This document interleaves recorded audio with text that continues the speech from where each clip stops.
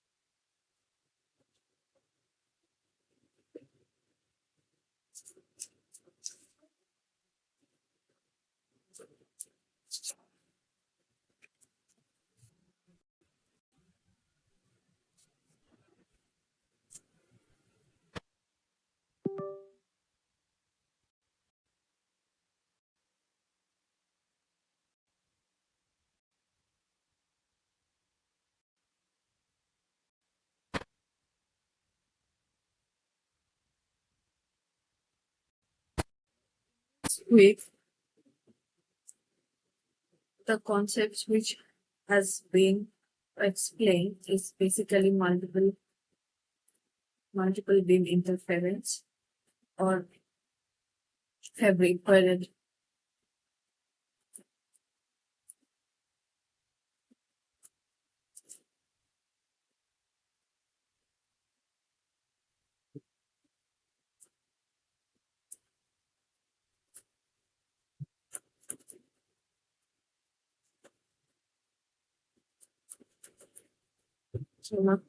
And coherence. These are the basically the concept which has been explained. So, firstly, a brief recap of all the things that has been explained in the uh, lectures, 5 lectures. Then I'll solve some questions. So, for multiple beam interference, the most useful picture is this one.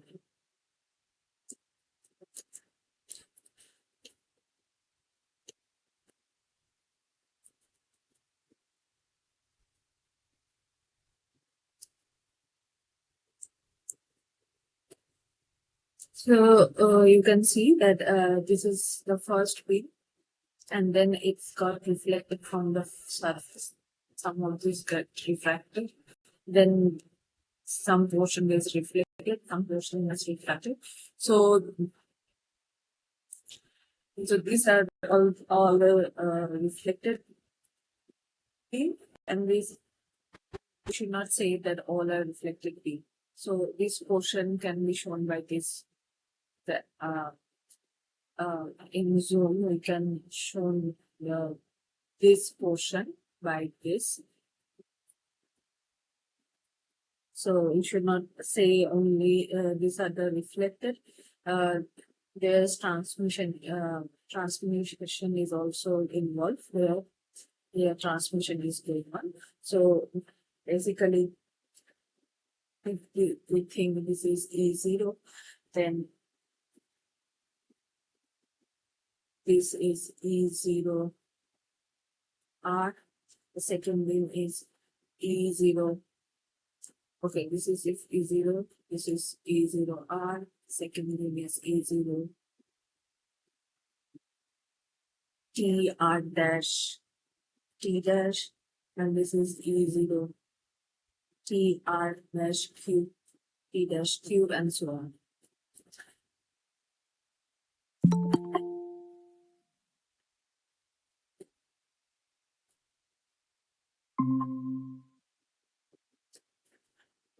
And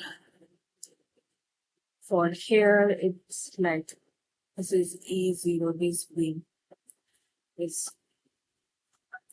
E0 T dash, then this beam E0 t dash r dash square, and so on and so forth. The next beam is E0 t dash r dash to the power 4 and something like this. So r is basically reflected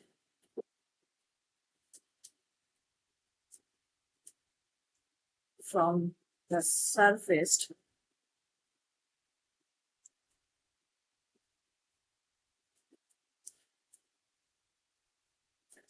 incident from air to the film, and r dash is from film to the air.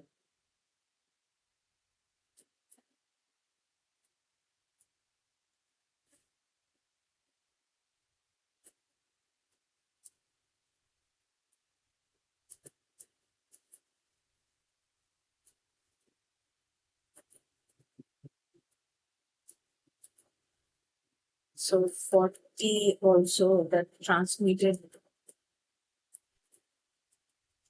the wave that transmitted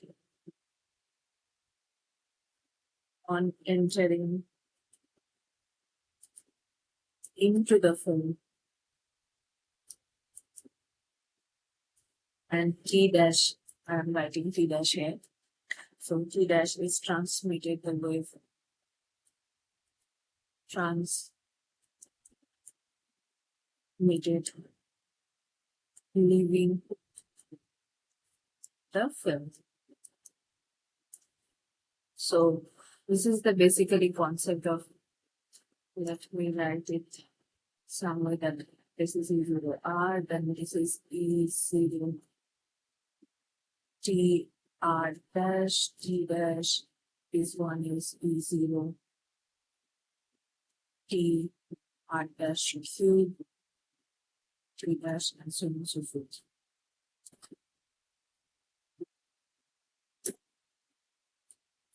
So here each ray bears a fixed phase relationship to all the reflected rays. The phase difference that arise in these beams is because of the optical path difference. We can see that between E0 and the next beam, the optical path difference is this part. And this beam, the optical path difference between this beam and this beam, and physically this part. So if it is not a wedge, that optical path difference remain constant, and also the phase change between the reflection. So you already know the optical path difference when there is not a wedge. It is basically 2NF. So NF is basically this RI, refractive index for film. NF D cos theta T. So here it is written as theta 2. So we can write this theta T, and this is basically D.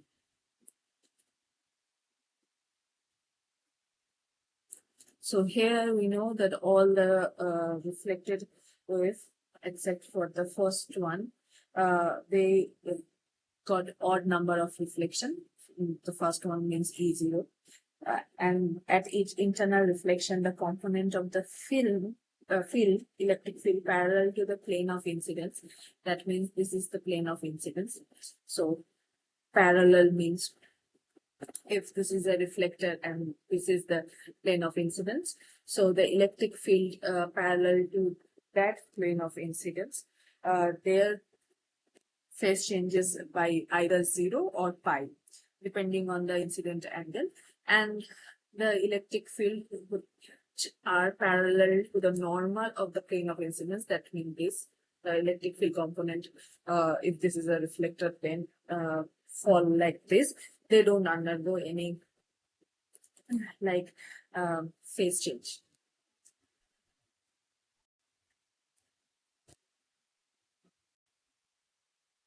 So here we see that because of the reflection, the top surface of the film will be out of phase by 180 degree with respect to the all other waves, that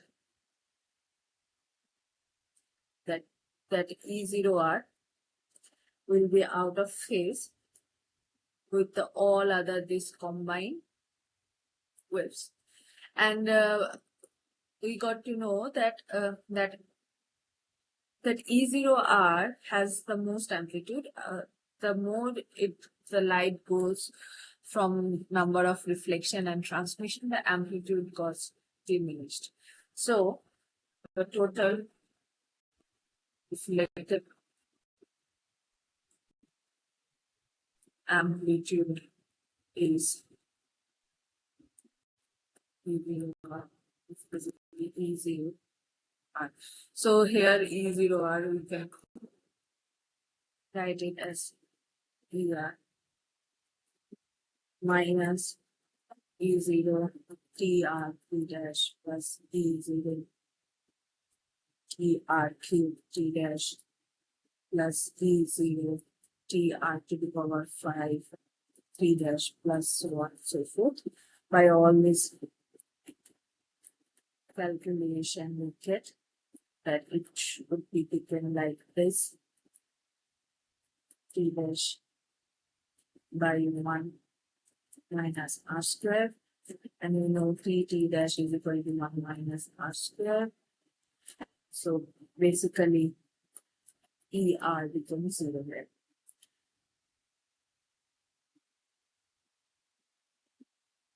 So this is the condition when this is became m lambda. So when the optical path difference is equal to m lambda, the reflected wave, we get no reflected wave. So we cannot see any reflection there.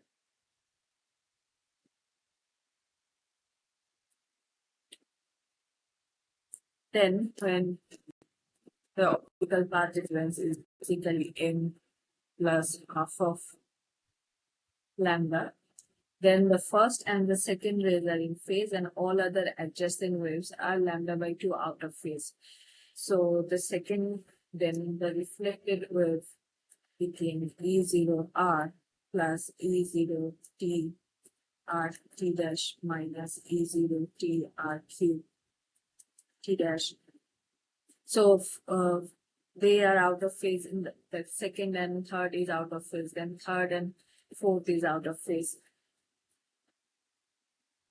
So they don't cancel out.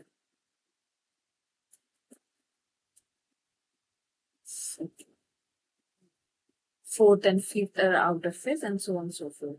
And if we do this calculation, we get like E0 R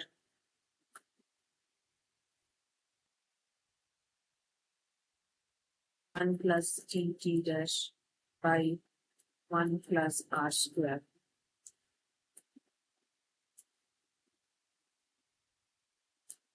So we know T dash is equal to 1 minus R square. So this becomes E0 ER is equal to 2R 1 plus R square E0. And E radiance is basically, this is proportional to E0 square by 2. So it should be ER square by 2, and that is basically 4R square by 1 plus R square whole square E0 square by 2. So we get a resultant wave here when the optical path difference is basically m plus half of lambda. That means 3 by 2, 3 by 2 lambda or half lambda and so on and so forth. When the optical path difference is 0, that is not possible here. So we start with lambda. So when the optical path difference is lambda, 2 lambda, 3 lambda, we don't get any reflected wave. So we can do this calculation in complex representation as well.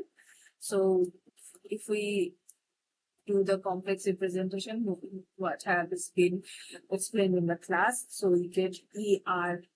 So this is the reflected wave, the resultant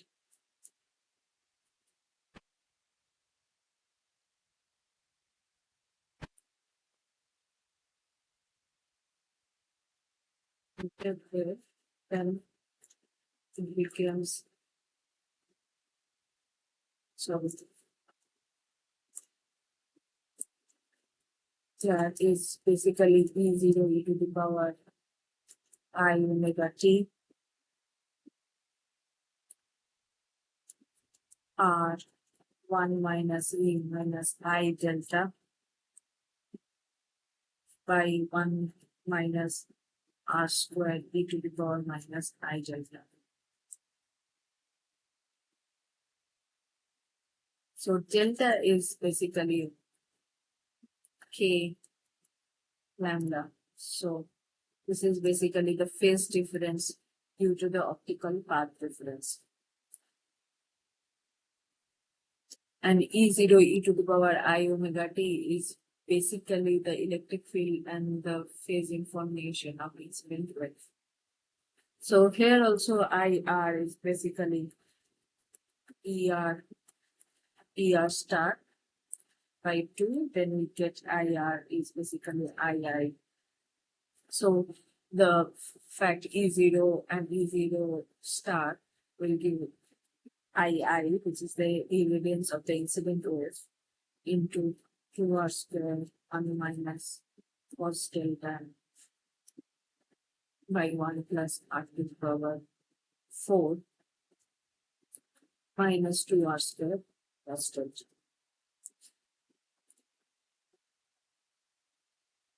And the amplitude for the transmitted wave we get E0 e to the power I omega t dash 1 minus r squared e to the power minus I delta.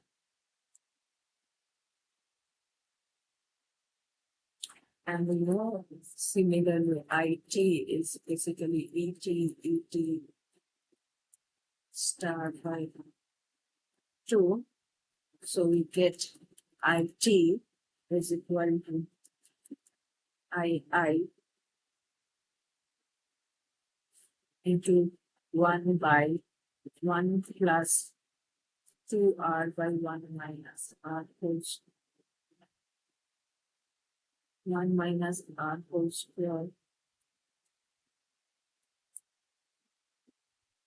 plus a square sine square delta by 2.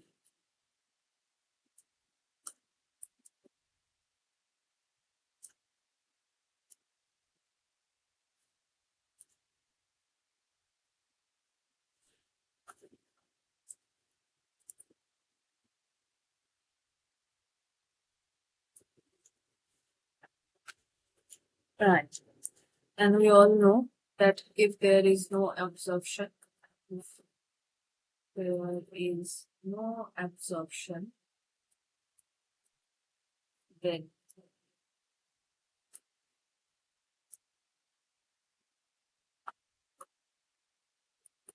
the incident irradiance should be equal to reflected irradiance and transmitted irradiance. So here you see that IT is this expression and IR is this expression. Okay? So when cos delta is equal to 1, so basically when delta is equal to 0, or for general purpose we can write delta is equal to 2m pi, transmitted irradiance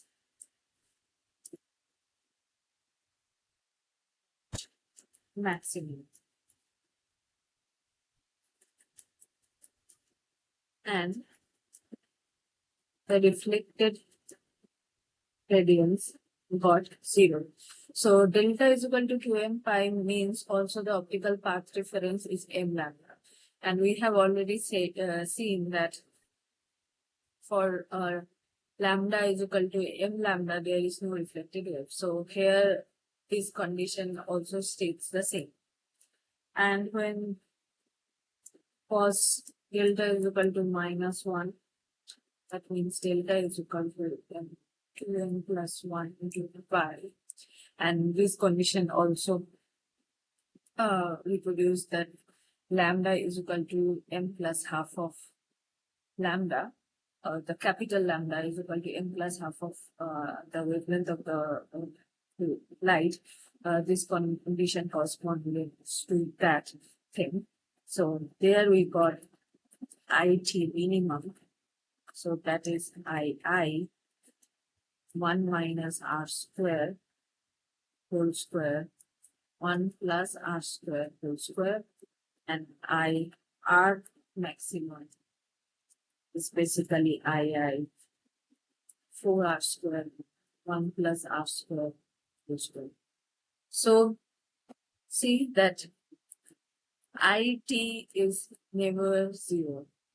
It is between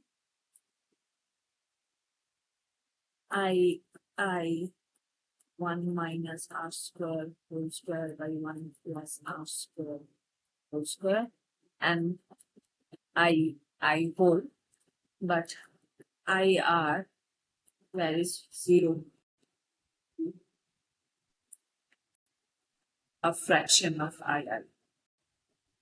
So we can say that the total transmitted wave from a film, or we should say here of the is we will always get a transmitted wave. There is no condition that IT equals to 0. And there is no condition where IR goes to II, like full light got reflected, there is no transmitted wave. So that's the conclusion, and you can see it from here that IR varies from 0 to that fraction of II, which is the incident irradiance, and it never reaches to total value of II. So there is a thing called coefficient of fineness.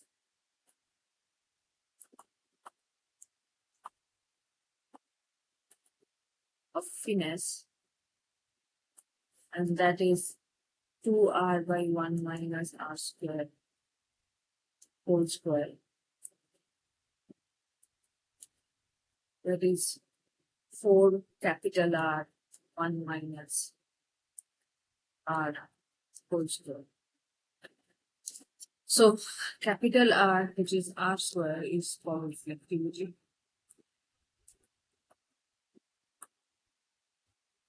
And this coefficient is very important. So we'll see different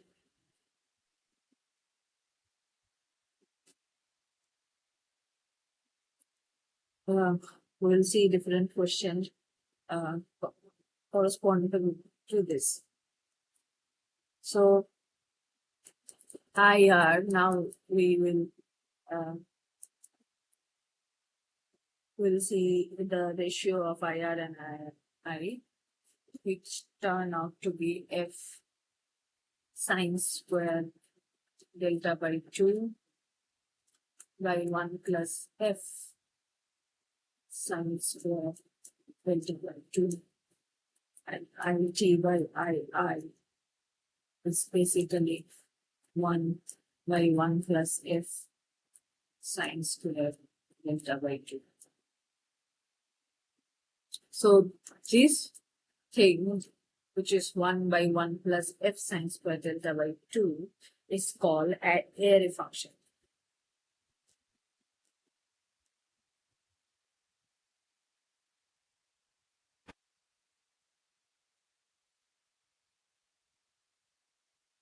So now we will see the transmitted wave and the reflected wave functions.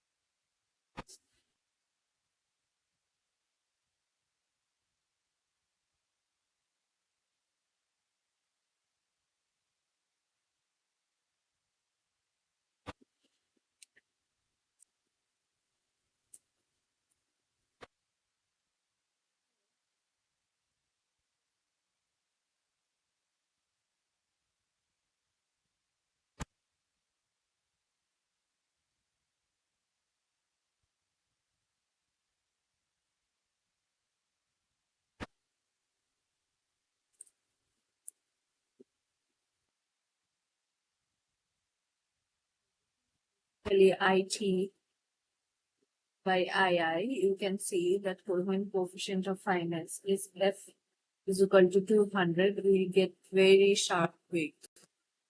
So for F is equal to 200, the reflectivity R square or R has to be 0.87. When F is equal to 1, R square is 0.18. So when the reflectivity increases, there can be a question in a quiz like that. What will happen when the reflectivity increases? What will happen to the area function? So you can see from this graph that when the reflectivity get increased, the coefficient of fineness also got increased. So if this is the transmitted, this is the like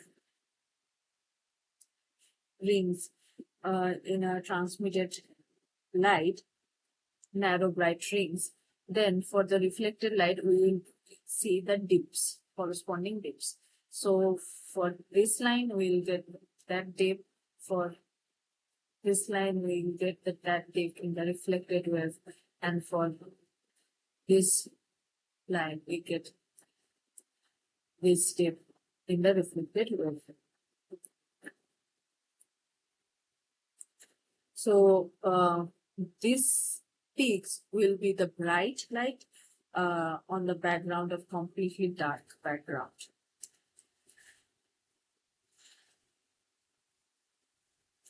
So basically on this like theory of the multiple beam interference, in 1800, Charles Fabry and Alfred Perot first built Fabry-Perot interferometer. So it's a very high precision, high resolved spectroscopic device. It also serves as a laser resonant cavity. So this multiple beam interference phenomena is very important, very important for like laser. Without that, we will not have an efficient laser. So this device consists basically two plane parallel, highly reflecting surface separated by some distance d. So this is the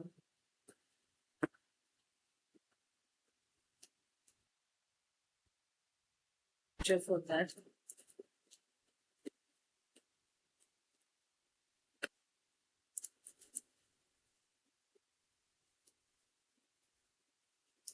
Sicoli, Fabry, Perot, Jalan.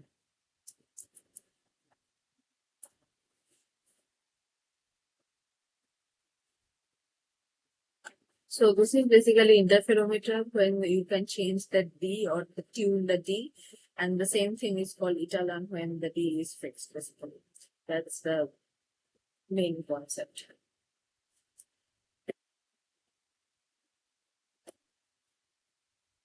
Okay.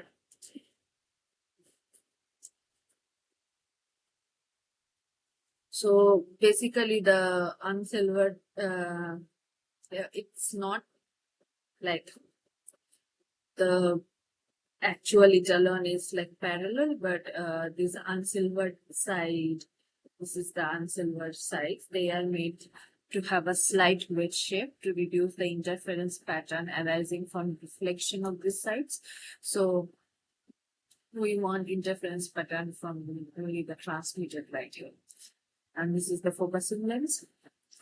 So the multiple waves generated in the cavity arriving at P from either S1 or S2 and they are coherent among themselves. The rays arising from S1 are completely invariant. So the rays that arise from S1 are coherent among themselves, and the rays arriving from S2, they are coherent among themselves, but the rays like arising from S1, they are completely incoherent with respect to the rays arising from S2. And similarly, we have discussed the fringes of equal thickness and fringes of equal inclination in the last class. So at a particular like angle, all the rays incident on a gap at that given angle will result in a single circle. So there you can also see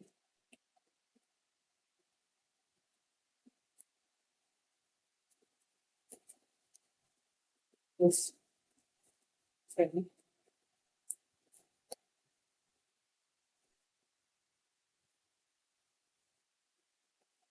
So at a particular angle, this angle, so basically this angle is this. This is the angle. For this, we will get a single circle. For another angle, we will get another circle, and so on and so forth. So when the D get increased, uh, the wings will be close together. That you have seen in the wedge effect. So where when the D gets increased, the fringes try to form a bunch.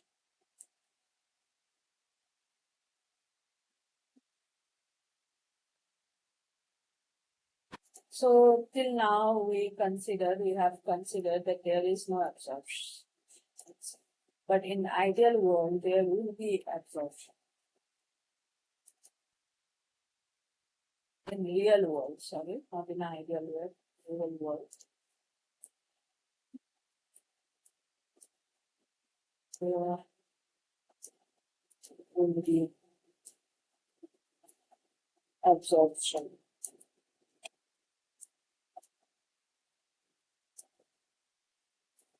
So there will be a factor,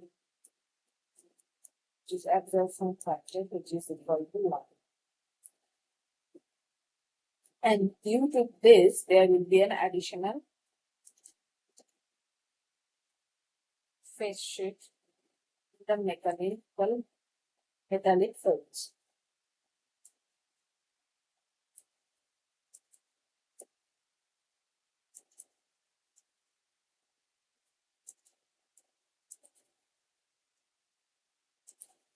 So that additional phase shift is basically phi theta I.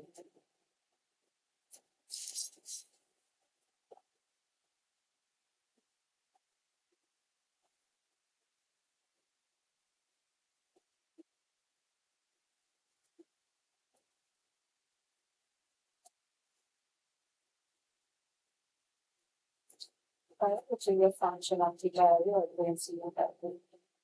So the phase difference between two successively transmitted rays.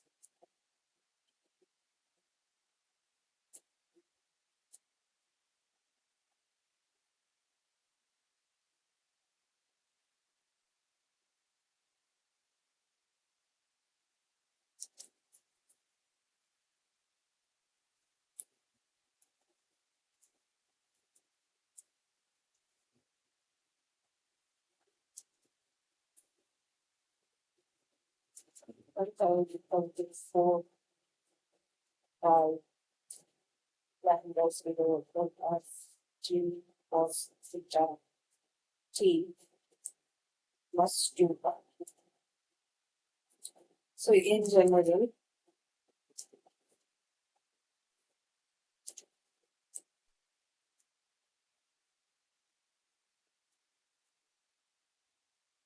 T is large and lambda naught is small. So we can neglect phi.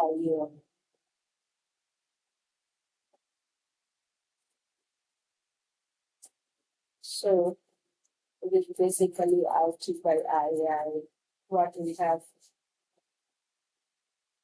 seen earlier. We get T1 minus whole square 1 by 1 plus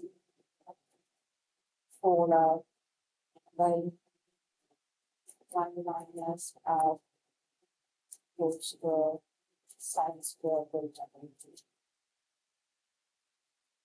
And when you consider the thing, this is T because this is R plus A equal to F. This expression would be 1 minus A 1 minus R which will the L function. Earlier we used to be only the L function. When A is equal to 0, it becomes L function.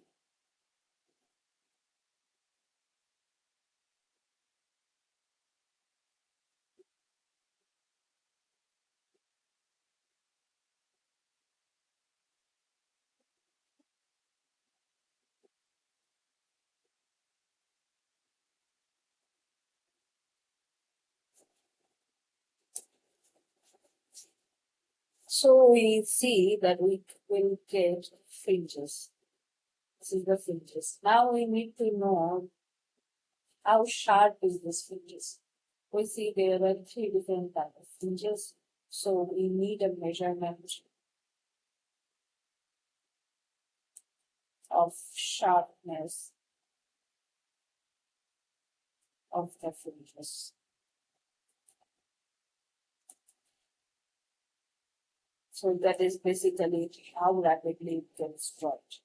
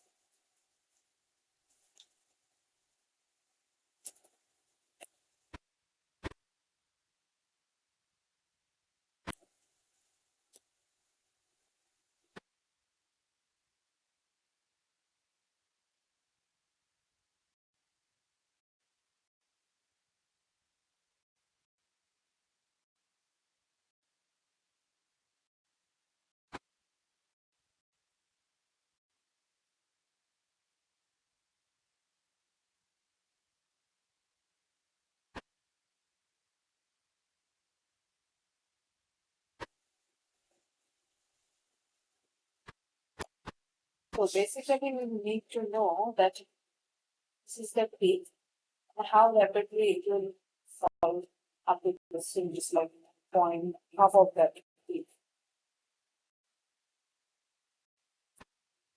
Half it. That is gamma.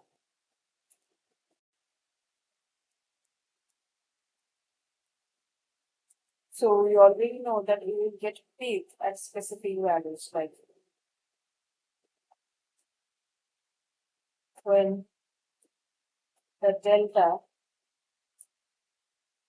is 2 and 5, then we will get I transmitted is equal to 1 and IR is equal to 0. So that is delta is equal to 2 and 5. So there it is at delta max 2 and 5, we are getting the peak.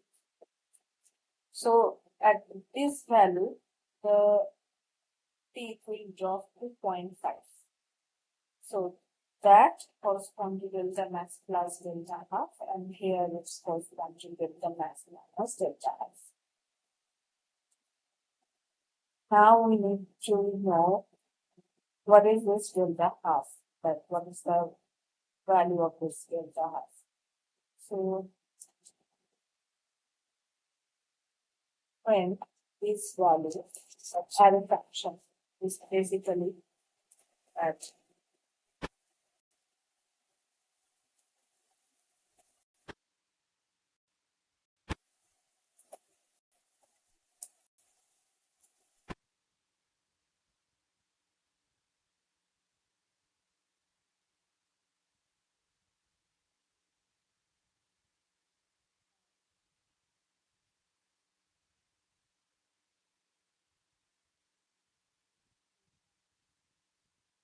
so after doing this calculation, we get to know that is since the delta half by 2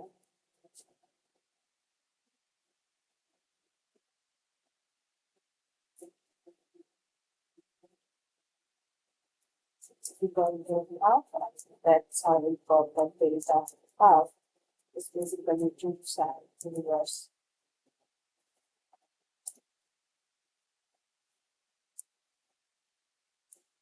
Done by week6.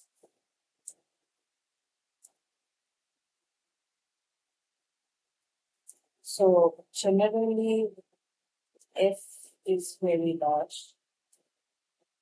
So 1 by f is very small. So sine inverse 1 by root f is 1 by root f basically.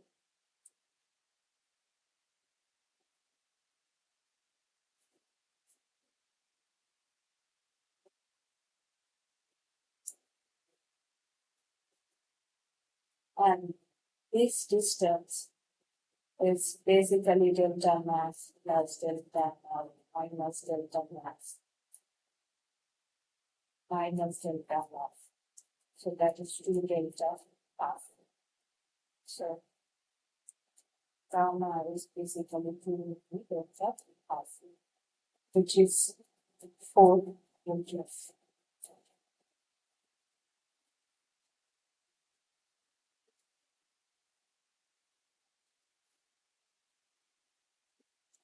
Gamma.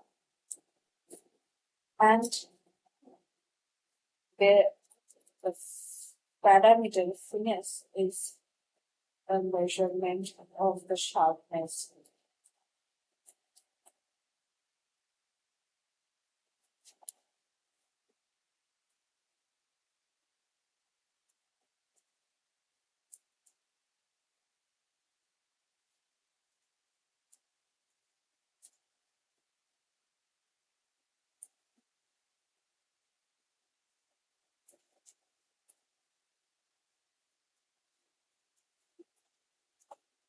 Of the transmission rate and how we are going to define that. This is basically the ratio of the separation adjacent maxima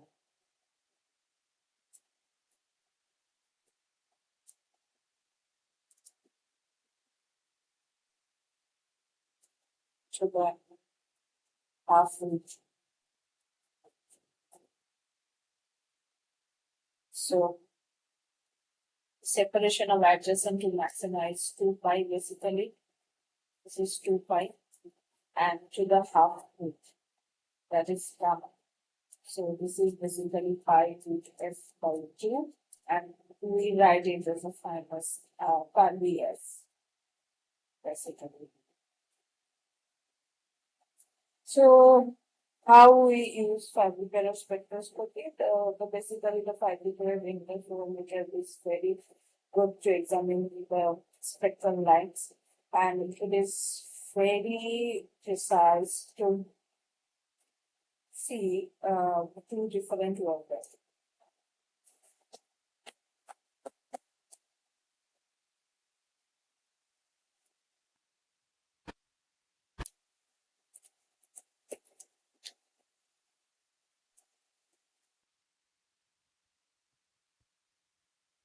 The Fabricator interferometer can see this we can determine two different peaks, two different wavelengths.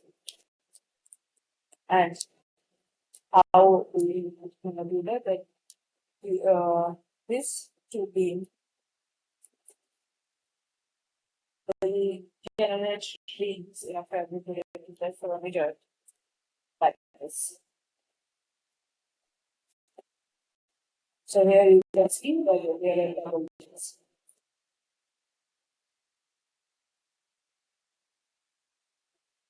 And how you can see that if this is the rate called lambda and lambda plus delta lambda, then you can see that lambda by delta lambda is equal to 2 pi n delta delta.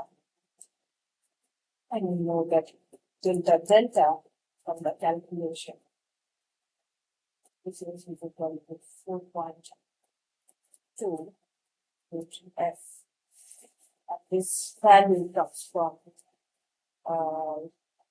the professor has shown out the value delta is equal to we got the value 4.35 as in the class.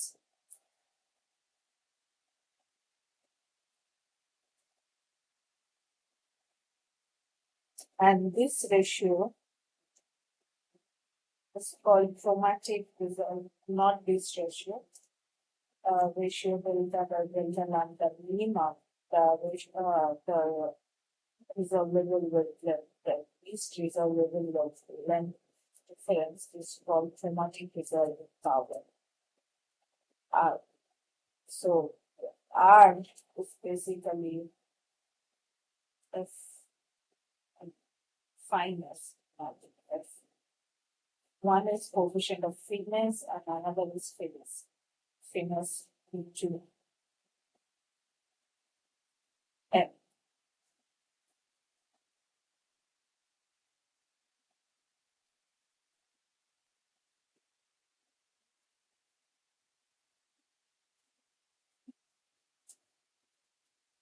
So basically we know that M lambda is equal to G plus G cos delta G.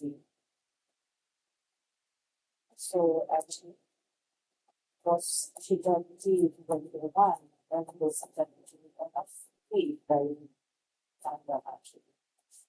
And that's how we got this function.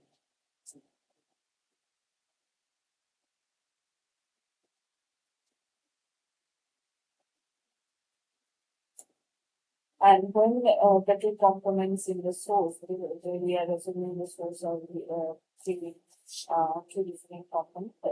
They are how if their distance get increases, they actually these peaks get separated. And they separated at while separating, they got a point where like the emit or the fringe of one wavelength lambda naught overlap with the m plus one like or the like for emit other bright fringe that overlap with m plus one or the dark fringe of another wavelength. And at the distance where this overlapping takes place is called free spectral range, FSR. Free spectral range. So for free spectral range, delta lambda naught, actually, FSR is by delta lambda naught mean is equal to actually the fineness. So we can describe the fineness like this also.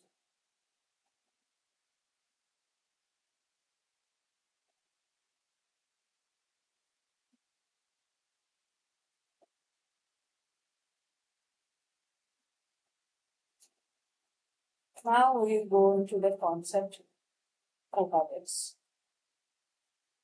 So there are two coherence can be two types, temporal coherence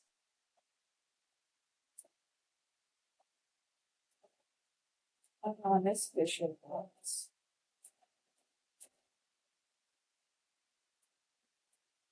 So the temporal coherence depends on the finite bandwidth of the source.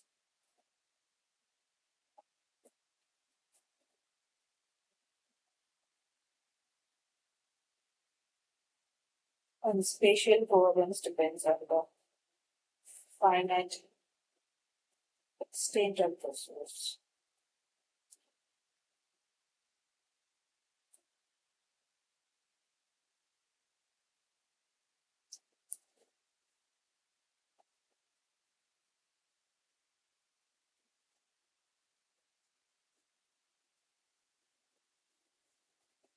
One is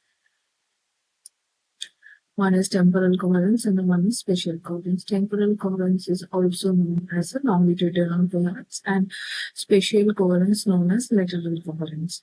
The temporal coherence is related to the finite bandwidth of the source, that is delta nu, and spatial coherence is the finite extent of the source, that how big is the source is, and so on.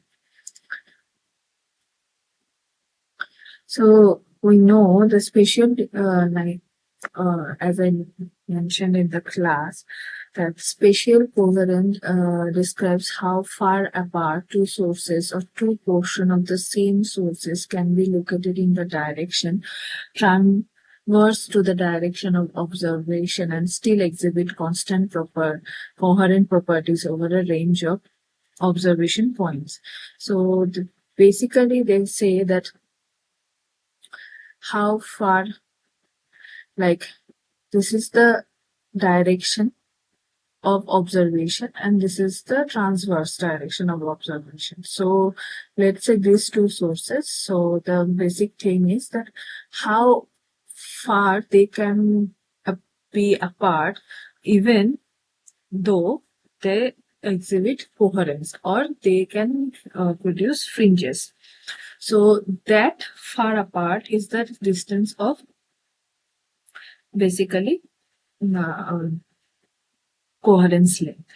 That even though the two sources are that far apart, still they are, or that the source is so big that the 2 point of the sources are still producing coherence.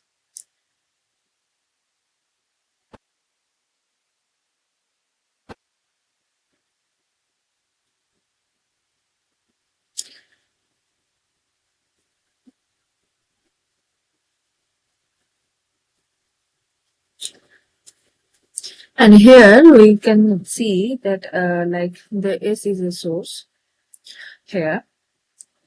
Now phase relationship between the points A and B depends on the distance AB. If AB is greater than LC, there will be no coherence between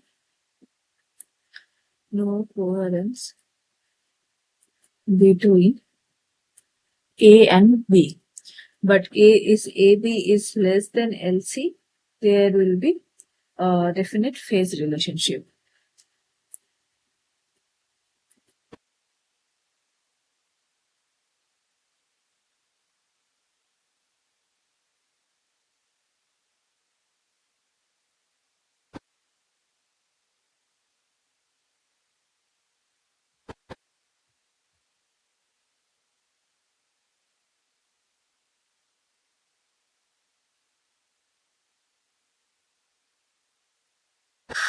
So how we know that what length is coherence length? So basically the waves follows sinusoidal behavior. Oh, another thing, that if A and C are equidistant, A and C are equidistant from S.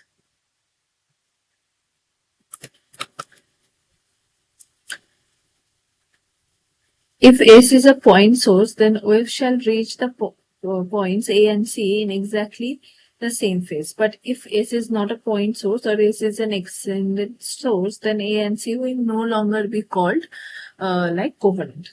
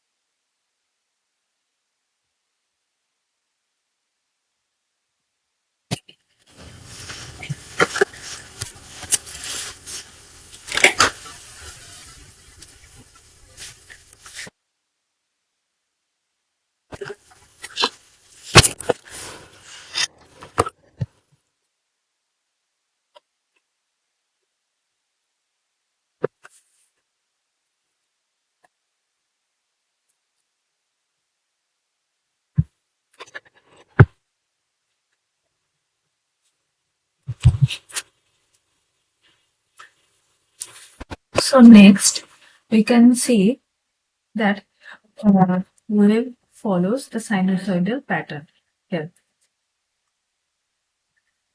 But it is the ideal case. Ideal case. The real case is that there must be some phase changes in between. That here it should be up, but it's going down here also. So the coherence time or the coherence length, the coherence time is the time in between the wave remains sinusoidal, and the corresponding length distance is called coherence length.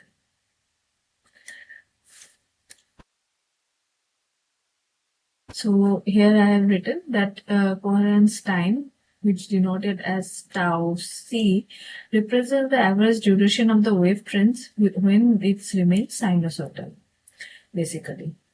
Now we go into Young's double slit experiment.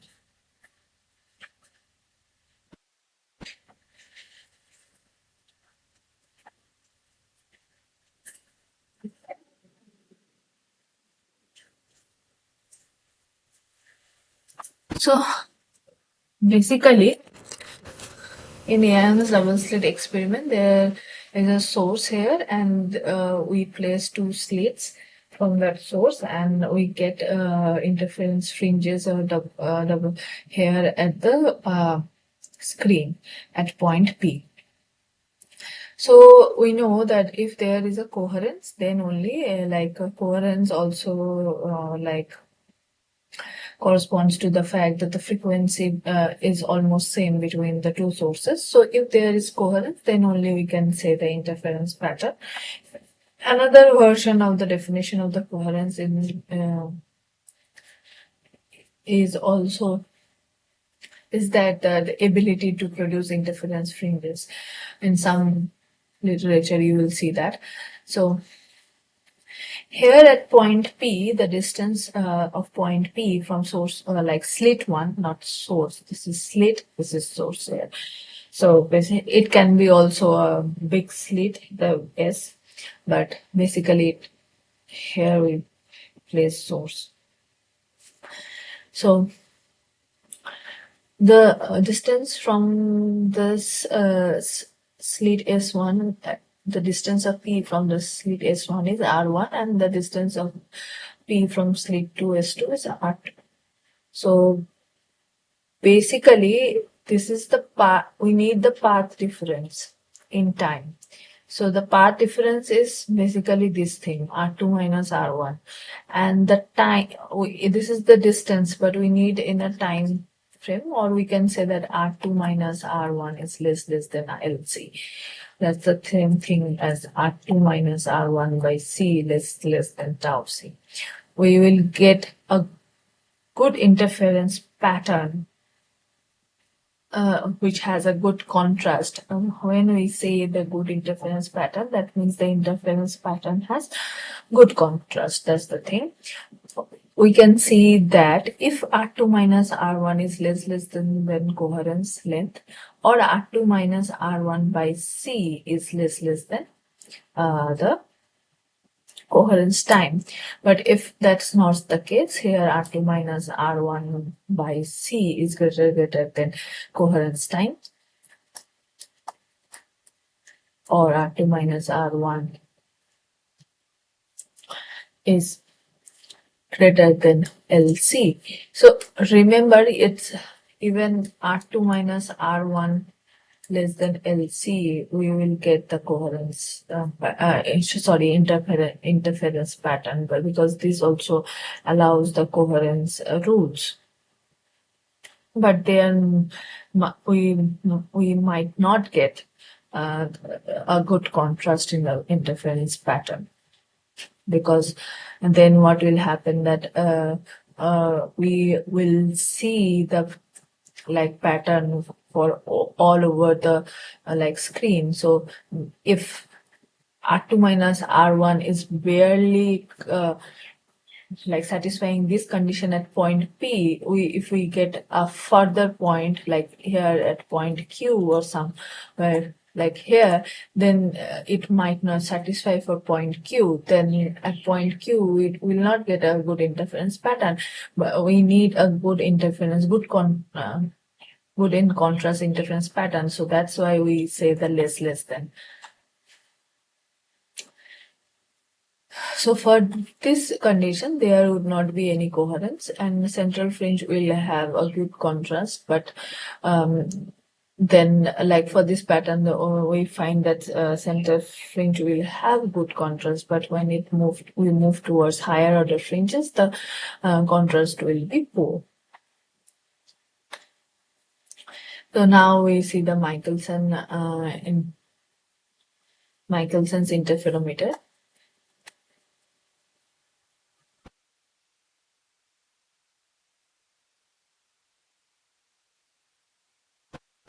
So this is the from here the light comes, and this is the beam splitter, 50-50 beam splitter. One ray goes to mirror M2, another goes to M1 here, and they got the rays got reflected and then again combined by the beam splitter, and we get interference fringes here. So here we get interference fringes. I already have discussed that from Michelson interferometer, we can get the interference fringes of equal thickness and as well as equal inclination. Okay, and I have also discussed that when are the cases we get equal thickness, interference fringes of equal thickness, and when are the cases we get fringes of equal inclination. So I'm not discussing those part, already. So here that here it is M2, here M1, and here we get the virtual M2 dash. So if the distance between M1 and M2 dash is D, basically this path cover extra distance 2D. So that comes to 2D by C must be less than tau C, or 2D must be less than LC. So then only we get definite phase relationship between these two beams and we get defined interference fringes. But if that is not the case, when 2D by C is greater than tau C, there is no definite phase relationship between the two beams and we will not get no interference fringes here. And that sometimes we need to place lens to get a round kind of fringe, or other time we get this kind of fringe.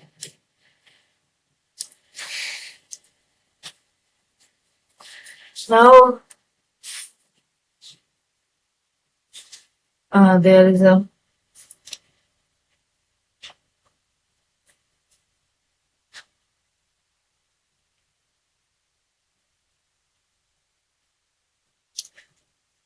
So what happened that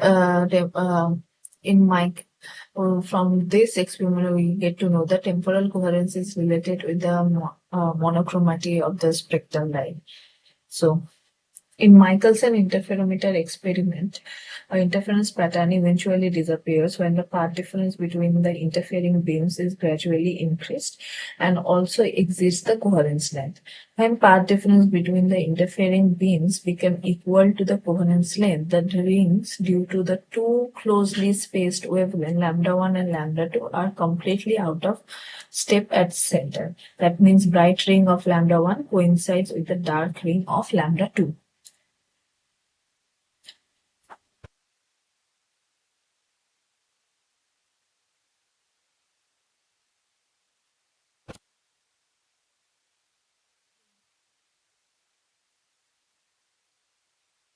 Okay.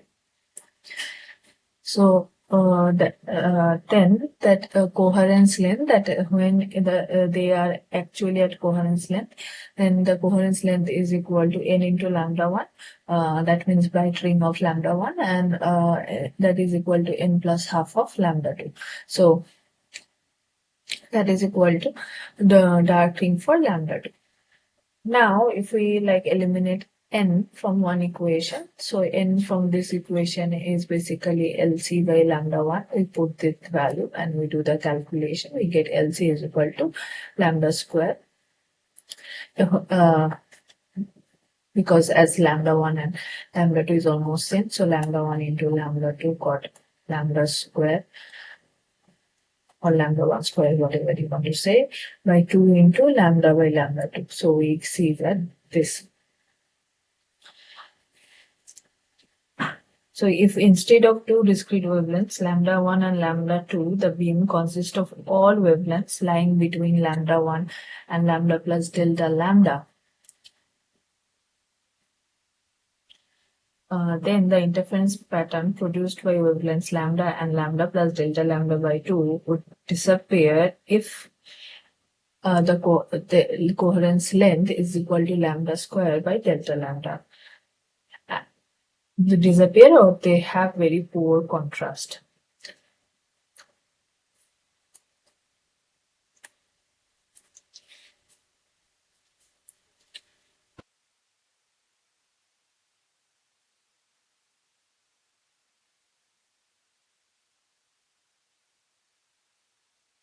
So here we see that this says the same thing here.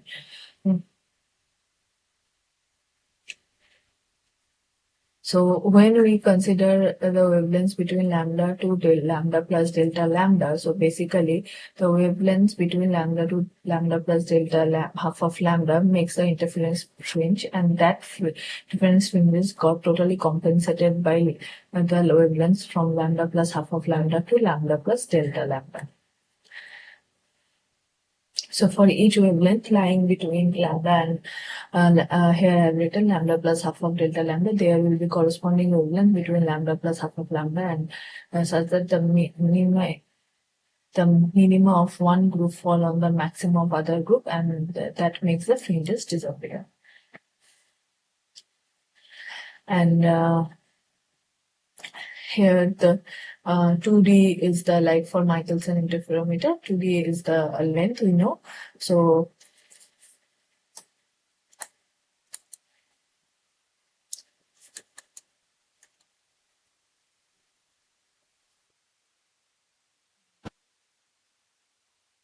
is the extra part by another beam. So 2D needs to be less than equal to lambda square by delta lambda for good interference pattern.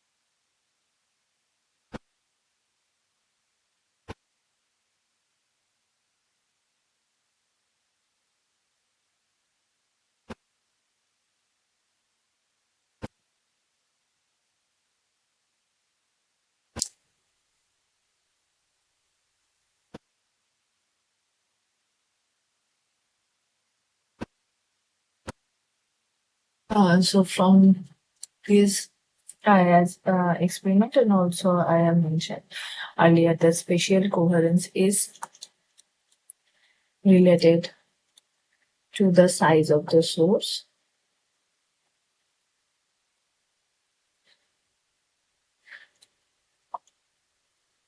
and temporal coherence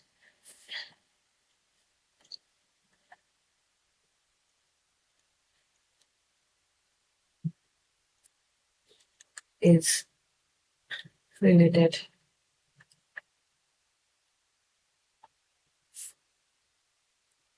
to the monochromaticity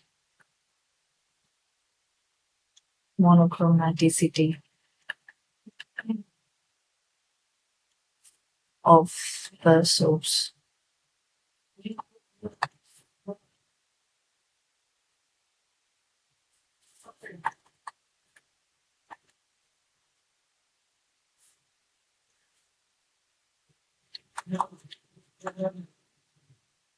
I'm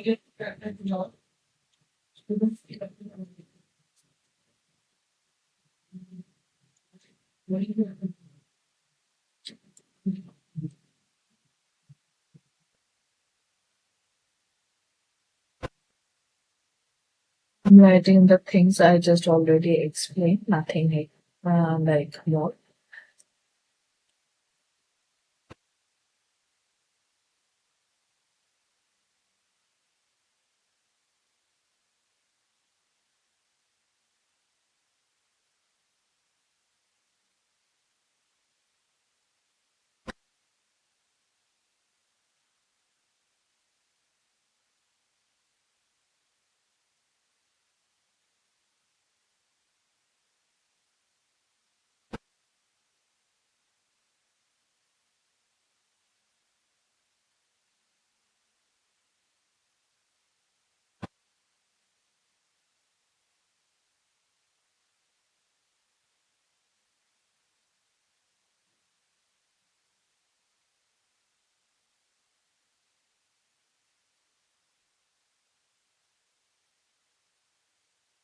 So the path difference between the interfering beams, that is basically is equal to 2D.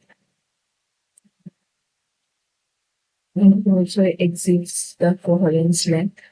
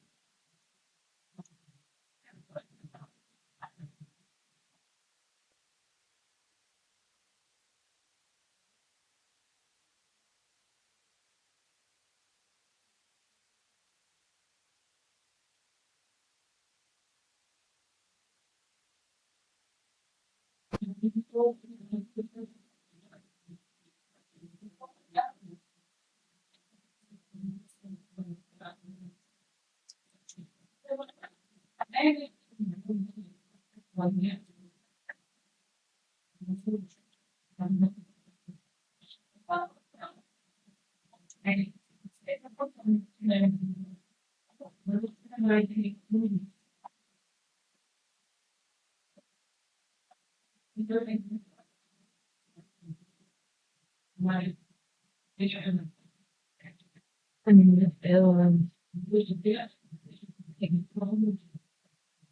now go to example like cadmium red line.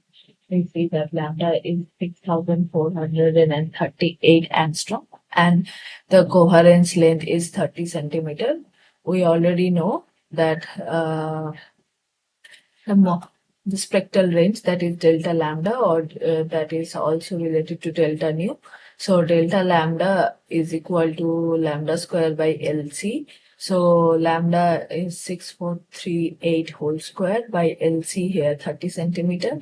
So 30 centimeter here it's in angstrom. So it should be in the centimeter should also be converted to angstrom. So that is 0.01 angstrom. So in cadmium red line, the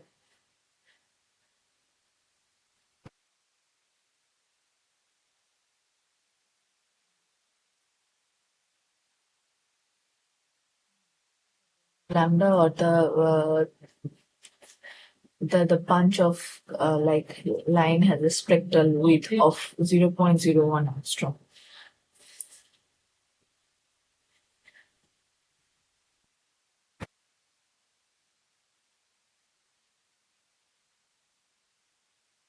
For like for perfectly this number for sodium eolo line, the delta lambda we got like 0.1 angstrom. So for sodium eolo line,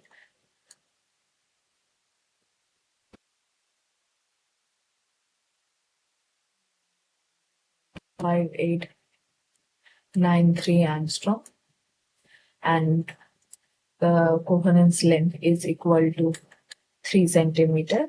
So putting all this value, well, delta lambda is 0.1 angstrom. So if the delta lambda goes beyond 0.1 angstrom, we will see we can not see the interference fringes. So in general, for perfectly monochromatic light, delta nu tends to 0, that there is no frequency spectral width. That means coherence time is infinity. That also means the coherence length is also infinity, but this is not possible. For ordinary source, the coherence time is about 10 to the power minus 10 seconds, which means the delta nu is 10 to the power 10 hertz, the spectral width. And for laser beam, the delta nu by nu, that value goes to 4 into 10 to the minus 8 of order. And this thing is called this parameter. This is the this ratio is the parameter for monochromaticity. So the laser have monochromacity at the order of 10 to the power minus 8.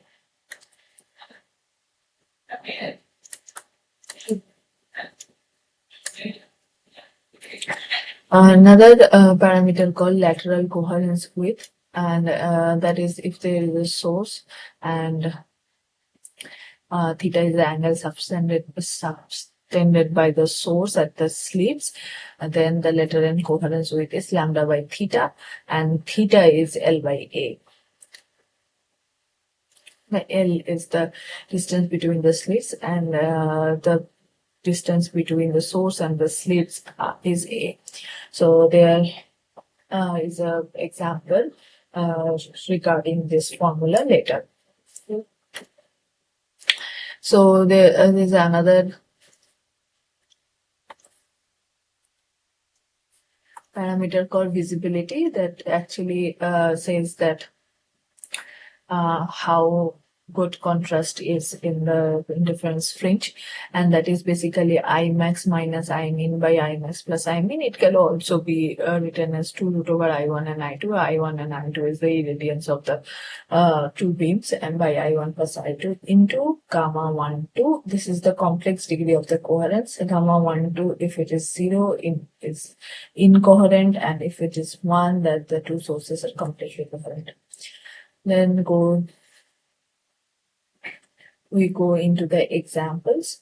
So the first example is that orange krypton line that has lambda 6058 angstrom has coherence length of 20 centimeter. Calculate the line width in terms of wavelength. So line width here is delta lambda in terms of wavelength, and we already know the equation. So delta lambda is basically lambda square by coherence length.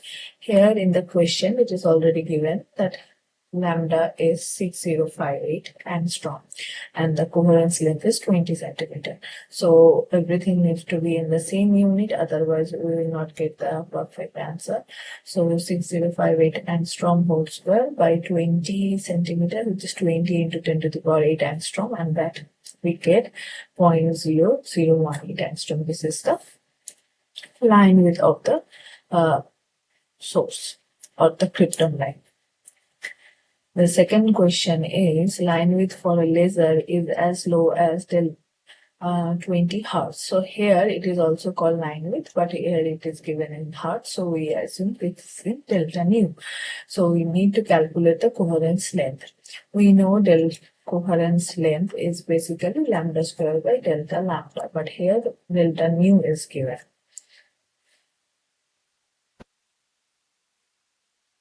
So we need to establish some relationship between delta nu and delta lambda.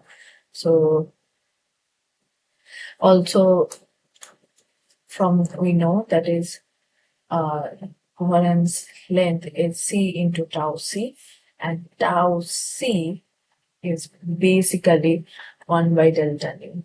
So from this relationship also we get the same value, that LC is equal to C by delta nu.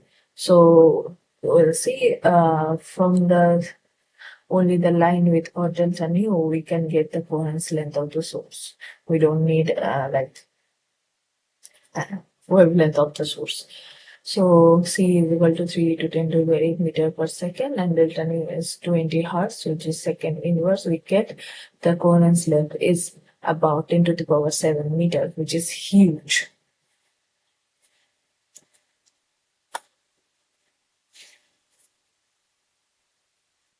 So here you see that like in krypton lies, in sodium light, the coherence length are in centimeter, and here the delta nu, where delta nu is 20 hertz, the coherence length goes up to 10 to the power 7 meter. So you see that the less is the coherence, the more is the coherence length, the line width is less. That means the monochromaticity is also less. Fine.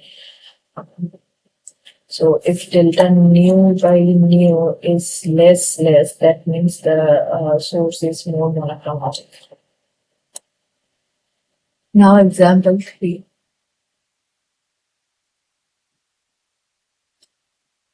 It says the coherence time for red cadmium line is about 10 to the power minus 9 seconds.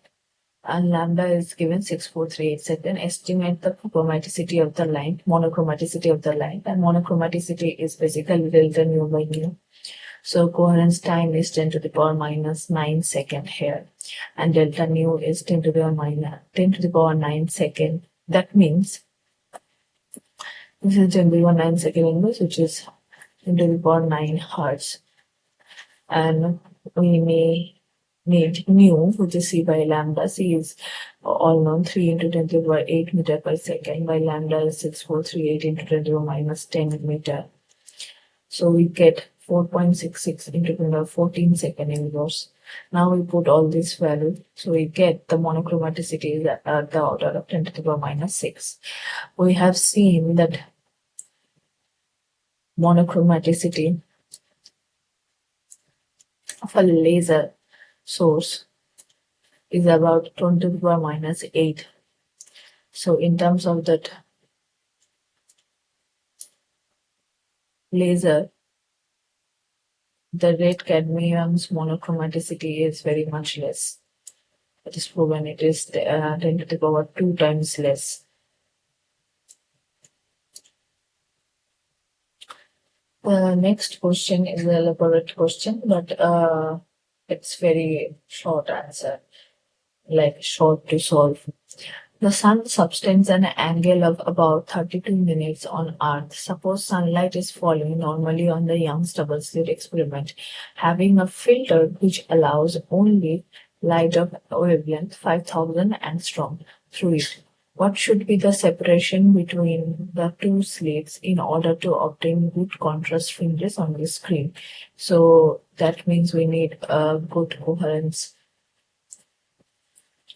to get a good contrast fringes. Here, a little bit earlier, we get to know a parameter called coherence, lateral coherence width. So here is the angle we need to measure so theta. So the theta can be measured from this parameter lateral covariance width. So that means we need to think in that line. So the angle alpha is 32 minutes. That means 32 by 60 degree. And now we need to convert in a radian. So that equals to 0.009 radian. We know the coherence width is lambda by theta. The coherence width needs to be less than lambda by theta. So we know the lambda is this 5000 into 10 to the minus 8 centimeter, and the theta is this angle, basically 0.009.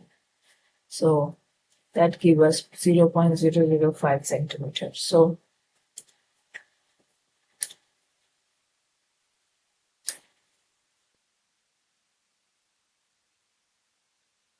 that is the distance between the two slits in order to obtain good contrast fringes on the screen.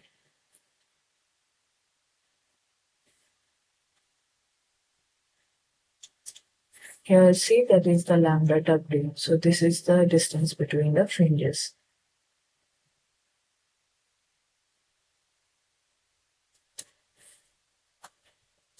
Sorry, distance between the slits to get a good contrast interference fringes.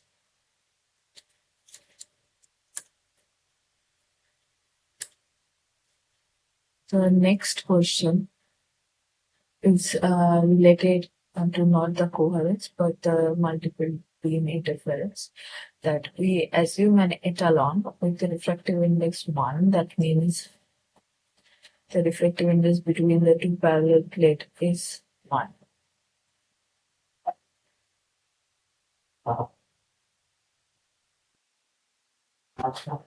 And the D is 1 centimeter and the F coefficient of thickness is 400.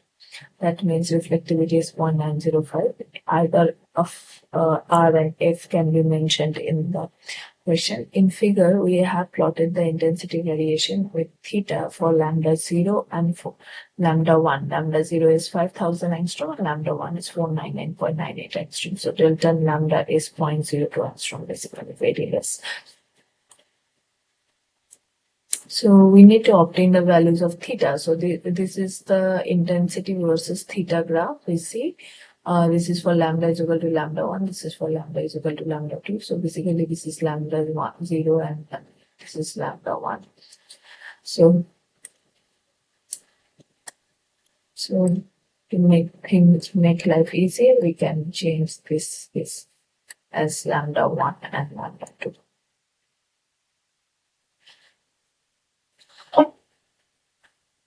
And also remember that in here, the multiple beam interference, the highest order fringe is at the center, and the lowest order fringe, that n is equal to 1, is at the periphery.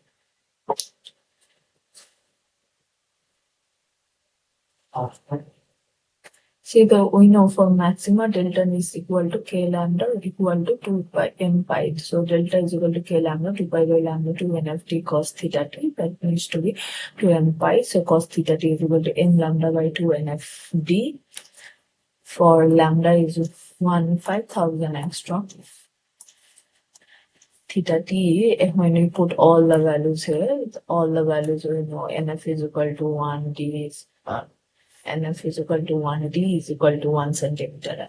So theta t is equal to cos inverse m by 40,000. So at m 40,000, cos inverse 1, that means theta t is equal to 0. For m 1, so m can only have integer values. So at 39,999, then we get 0.405. For this, we get this we get 39997, and so on. So they represent here, this is 0, this is at 0.405 degree, and this is 0.575 degree. For lambda 2, which is 499. Storm, this value became 40,000.16. So at 39,999, we get a peak that is equal to 0.162. So here the first peak for lambda 1 appears at 0 degree, but first peak the lambda 2 appears at 0.162 degree. And we can see and so on that the second peak is 0.436, which is at 0.405. So they are not overlapping. So we get the theta degree values for each of the peak. So next part of the question is basically, if we move the parallel plates by lambda 1 by 220, what will happen? So now du is equal to 1 plus 5,000 by 20 angstrom, which is basically 2.5 into 10 minus 6 centimeter. That's changed to this value, 40,000.16 for theta 1. So then in that case scenario, lambda fringes for lambda 1 will now form at 0.128 degree, 0.425 and 0.58 degree. But this distance is negligible for lambda 2. So the fringes for lambda 2 will not move.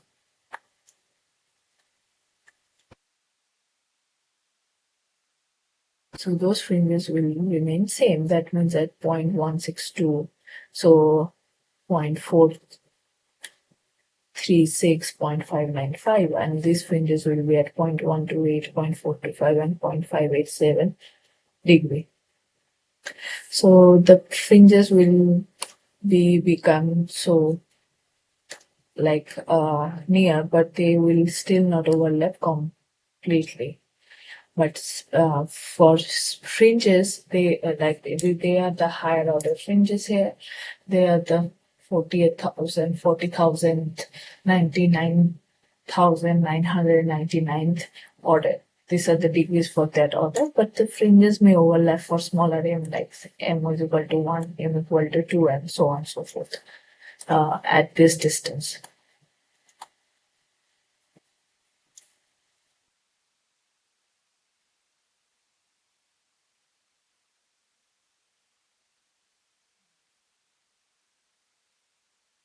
Example 6.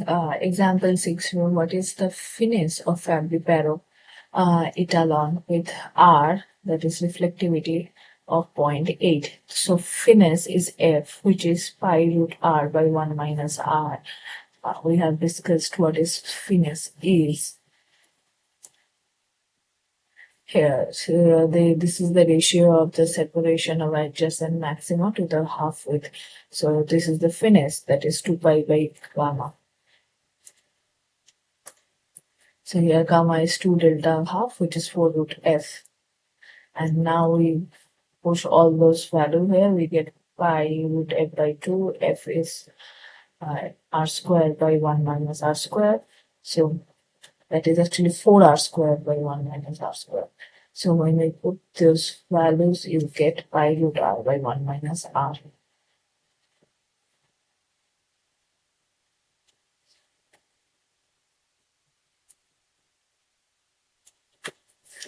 So we put this value, we get 14.04. That is our answer.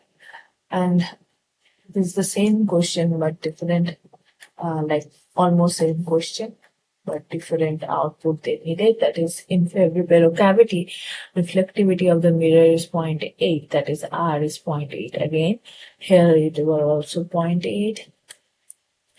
See,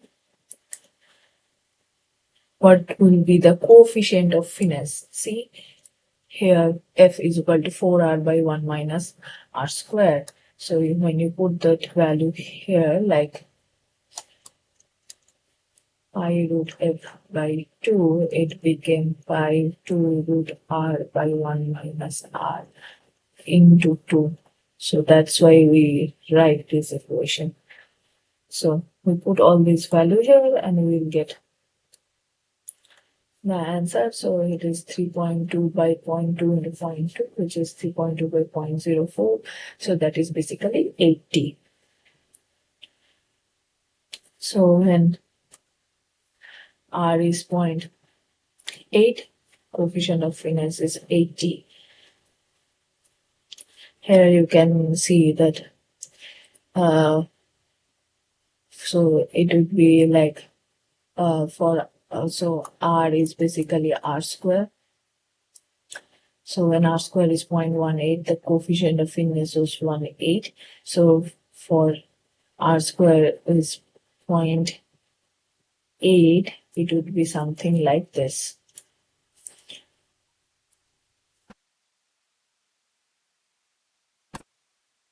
And the next question, the mirrors of the fabricator interferometer have coefficient of freeness 80. What is the half width of the fringes?